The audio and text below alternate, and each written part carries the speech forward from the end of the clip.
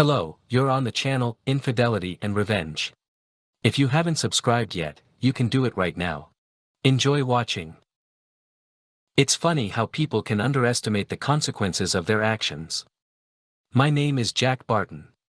The best way to describe me is to say I'm a lover and a man with mild manners who gives his wife everything she wants. It took me 2 marriages to do it, but now I have finally realized that being reserved and giving everything to the one you love can lead to contempt and disrespect. That will never happen again. These spoiled women think they can do something and hide it from their partners. As long as they never find out, all is well. They hide their guilt in various ways until they get caught, and then they suddenly regret it and explain that they didn't want their spouse to find out and get hurt. Do they even hear themselves speak? What are we supposed to think when they say they never meant for you to find out? Do they realize that they are admitting they are doing it behind your back and are only sorry they got caught? What an insult that is. I am convinced that these women cannot understand normal thinking. Bonnie and I met after we broke up from a dysfunctional relationship. She spent 3 years with her boyfriend and Sam left her for a younger, more attractive girl. Bonnie left the relationship hurt and with self-esteem issues due to being dumped by the man she loved. She never got over Sammy and that always bothered me on some level. My name is Jack, and I'm 6 years older than Bonnie. I was married for 5 years to an amazingly hot, sexy woman who rocked my world. I was madly in love with her and expected to spend the rest of my life with my ex-wife Chloe. However, she had made several lovers behind my back at a time when I was completely enamored with her. It took me a year of her cheating to find out about her infidelity and it hurt me deeply. I left her and swore I would never let it happen again. After that I realized that trust would be an issue for me in any new relationship. Bonnie and I knew about each other's baggage. I helped Bonnie overcome her self-esteem issues. She went to the gym and gave her body an amazing figure. She spent all her free time shopping for new clothes, spending hours at the beauty parlor and on the tennis courts. With my help and encouragement, she transformed into a confident, beautiful woman. In turn, knowing my history, Bonnie worked hard to help me overcome my trust issues. She always let me know that I was her one and only love and how lucky she was to have found me. Every day she made sure to tell me how much she loved me and made sure all my wishes were fulfilled. The sex was still great and we did it at least 4 times a week. We still kissed and cuddled on the couch and loved each other. We even started talking about kids. We were each other's soul mates. Life was good, at least I thought so. A week after our 6th anniversary, my world turned upside down. I noticed that my wife was wearing a dress I hadn't seen before and looking spectacular, which was odd for a late weekday morning. Now, I wasn't spying on my wife, but we have a video surveillance system at home that I occasionally watch when I'm bored at work. I enjoy watching our dog Brandy, my little dachshund, as she has become a stress reliever after my stressful job as a bond broker. However, when I saw the live video feed that morning, I was curious. There was the love of my life in a very short, sexy red dress and very high heels. Her hair was styled and her makeup was amazing. I hadn't seen her look this sexy in years, which made my stomach twist and I was worried. I immediately called my loving wife to see if I could find out what she was up to. I dialed her number on my phone. "Hey baby, just sitting here thinking about you. How's your day going? Tennis today? Hi, honey, I miss you. I don't have anything planned for today. No tennis today because Kara hurt her ankle, so I'm taking the day off. Oh, that's too bad. I know how much you love to play. What are you gonna do then? I'm not sure. I don't have anything planned. Maybe I'll go to the gym. Would you like to meet for lunch? I can stop by the house and pick you up." That's so sweet, babe, but not today. I'm a little bloated, and I'm not really hungry right now. I'll just have a protein shake at the gym. I'll see you tonight. I love you, baby. I said goodbye without my usual "I love you." I'm sure she picked up on that because I always say "I love you" before we end our calls. She lied to me and I need to find out why. Of course, some things die hard, and even though I trusted Bonnie after all these years, I still had a GPS tracker in her car that I rarely used. I had originally put it there for security, but unfortunately I was now using it to spy on my wife. As soon as I hung up, I walked out of my office, went to my car and switched on her tracker. She was heading towards the city center, and I drove in that direction. My office was near the city center and 15 minutes later I caught up with her, spotting her pulling into the garage. I parked on the street and waited in the doorway for her to come out of the garage. 5 minutes later, my beautiful wife, in her high heels and sexy dress, was heading towards Fellini's, an upscale restaurant. I stood there, feeling my stomach clench, and prayed I hadn't been duped by another woman. When I saw her waving to a man in front of the restaurant, I knew I was in trouble. I moved closer, trying to stay out of sight, and saw him greet her with a kiss. They exchanged a few words as he took her hand and walked inside. I quickly crossed the street and watched through the window as they stood in front of the hostess with their arms around each other's waist. I noticed Bonnie leaning lovingly on his shoulder. Tears began to fill my eyes until anger rose up in me.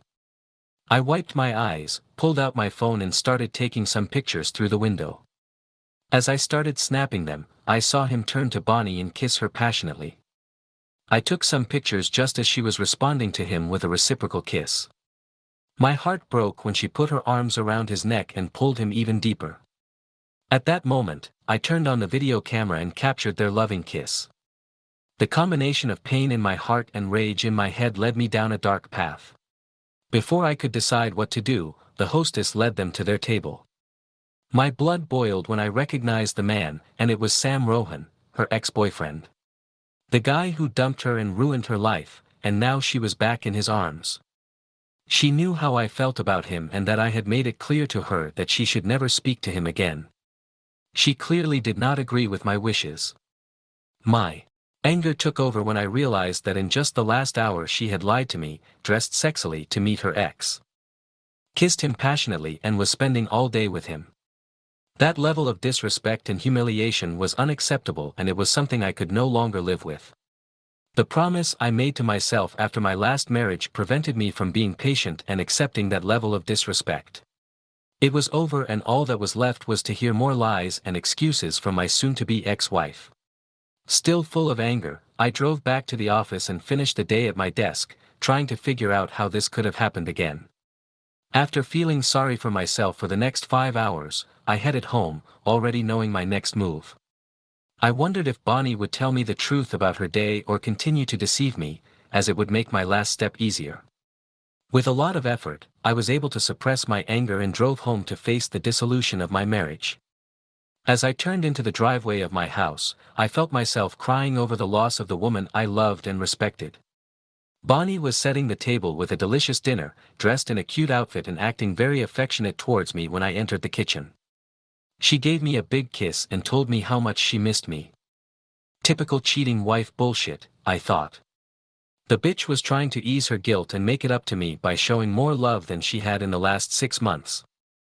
As much as I tried to act normal, it obviously wasn't working when she looked at me and asked, "Honey, are you okay? Did anything happen?"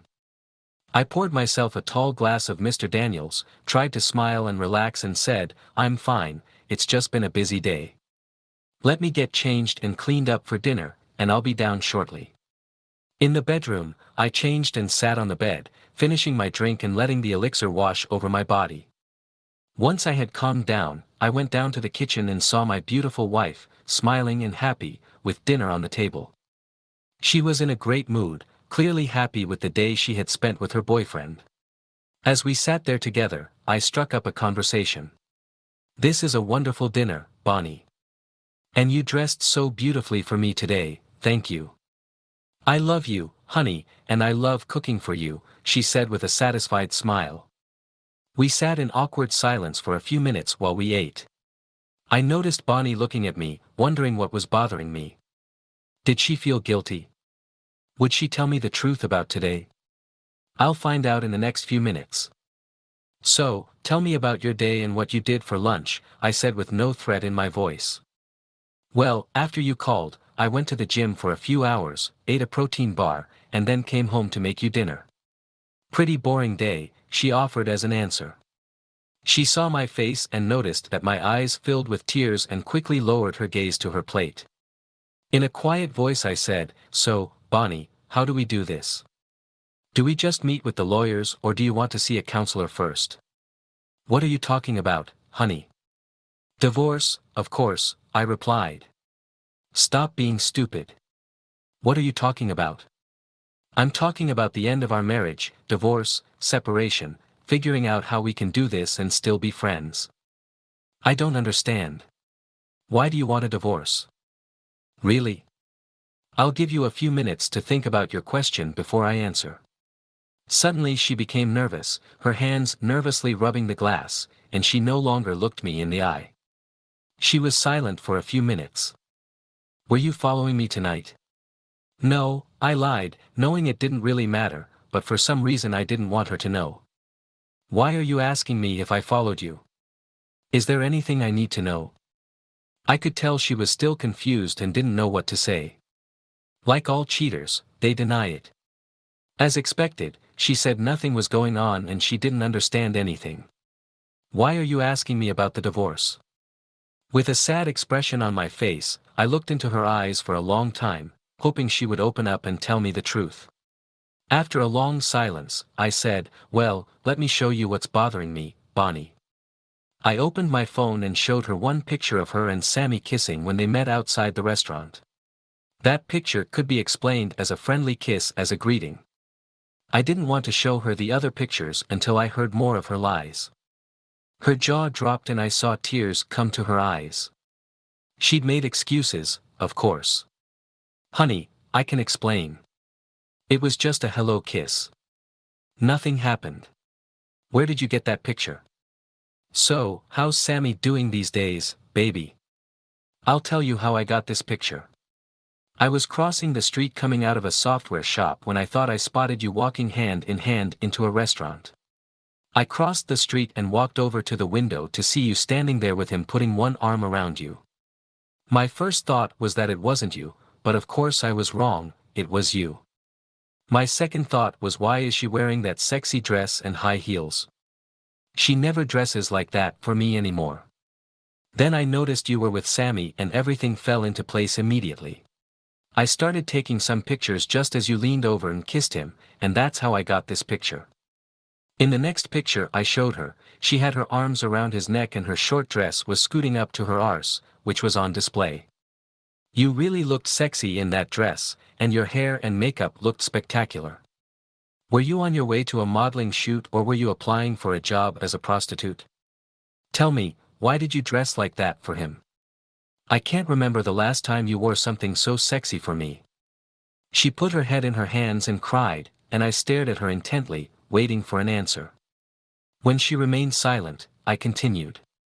"You know my new phone has an amazing camera and it allows me to zoom in with great clarity.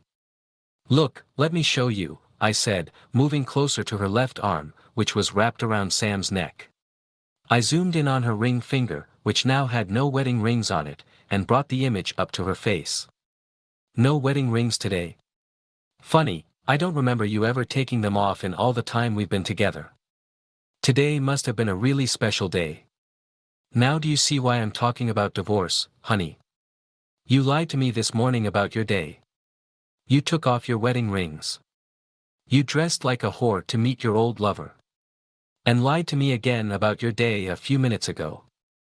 You sit here and keep lying to my face and telling me you went to the gym today and ate nothing for lunch.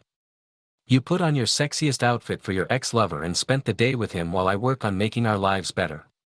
You broke your promise to never see him again. You kissed and flirted with another man in public.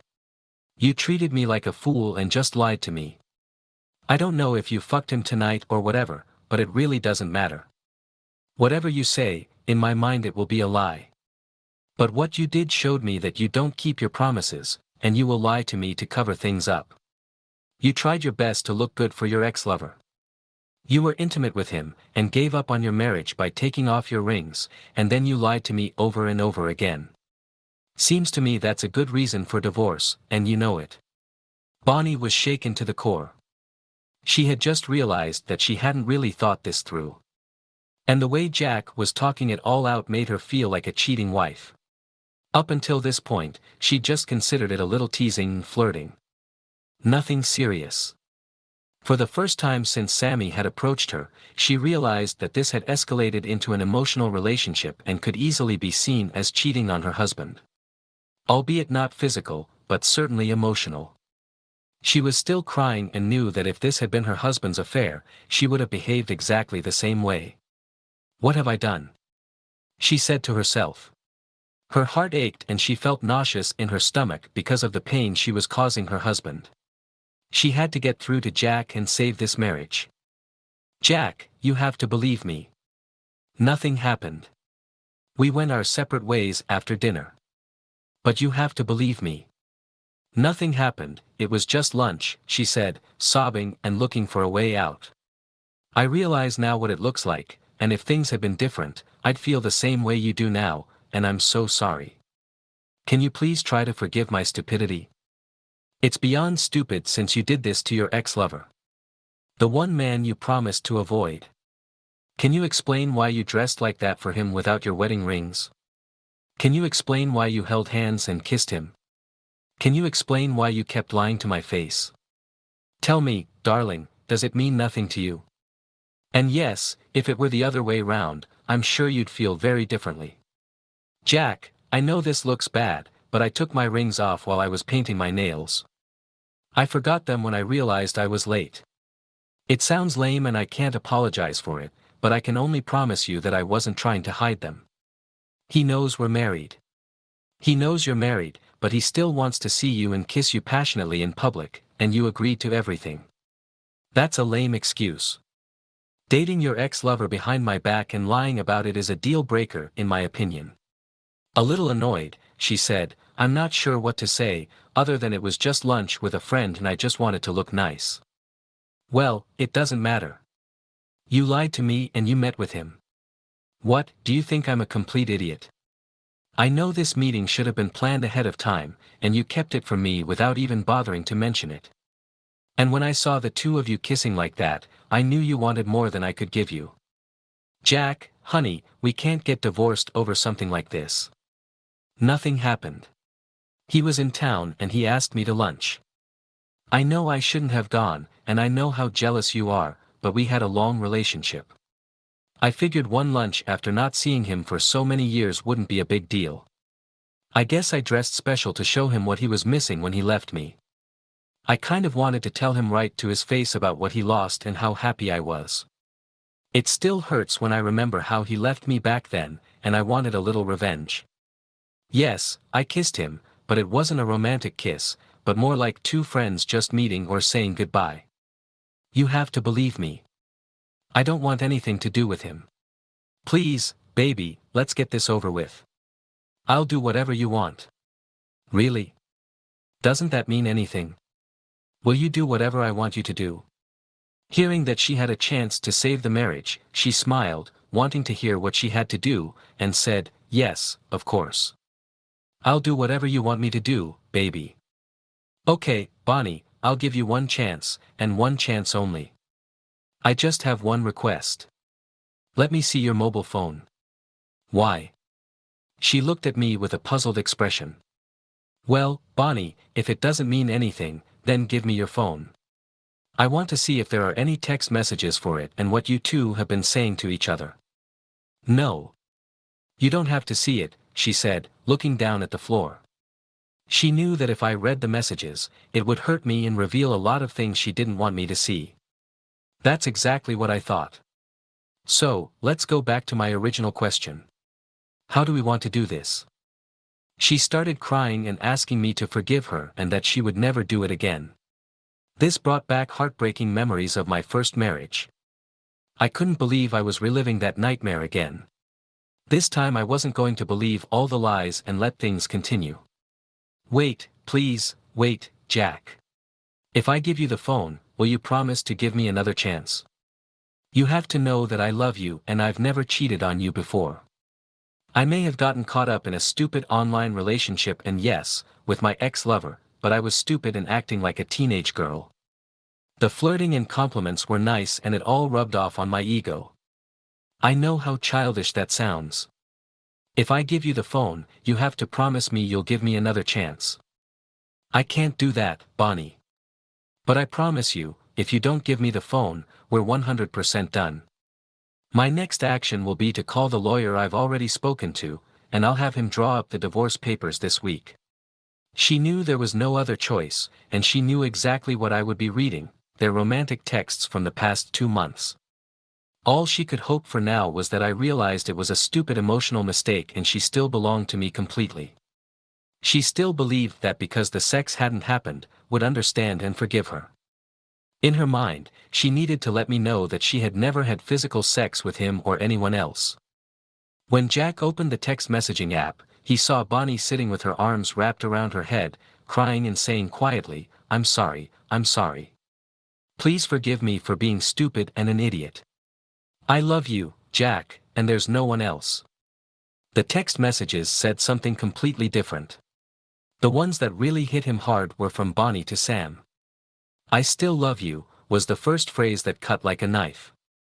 "I missed you," was another that sparked his anger. The rest was as one would expect. They discussed old times, and how they missed being together. But the last few messages had hit Jack hard between the eyes. When she told Sammy that her marriage was outdated and that she was bored, and Sammy said he missed her wonderful pussy and couldn't wait for them to be one, it hurt so badly he wanted to scream.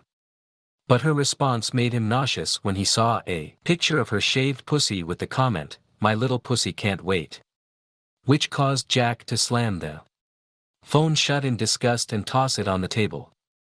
"Well, this has opened my eyes. In the end, I'll forgive you, Bonnie, but I won't stay married to someone I can't trust, and it's clear by your actions that I can't trust you. What I just read is what I expected and something I will not allow myself to live with.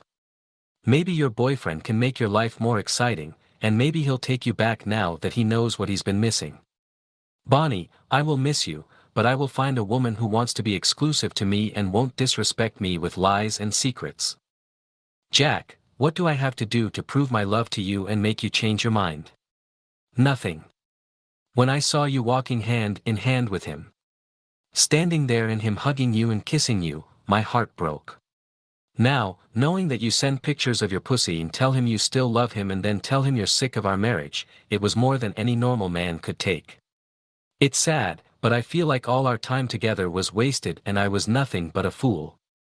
Working hard, planning a family, taking care of you in our home only to find you dating an ex-lover. Do you realize that if you told me the truth when I asked you about your day, how could I possibly understand it? I mean, I can almost understand what you may have wanted to do based on that story. But the problem is that you kept it from me and lied about it. No, I know that if I hadn't found out, you never would have told me. That's the problem, baby. Tell me I'm wrong and you tell me all about your date with your ex-lover after you got home. Don't worry, I already know the answer. Trust, fidelity, and integrity are my core values and you trampled on them without thinking. You knew how it happened to me in the past, and yet you did it without thinking about us. If you had called me and told me what you were doing, I wouldn't have been happy, but I would have let you go to lunch. Now I have to wonder if you've done it before. If we stayed together, I'd have to wonder if what you're telling me is true. What do you do when I'm not around? Are you with him or with other men? I can't spend my days with these thoughts and it's not fair to either of us. How can I just forget how easily you lied to me?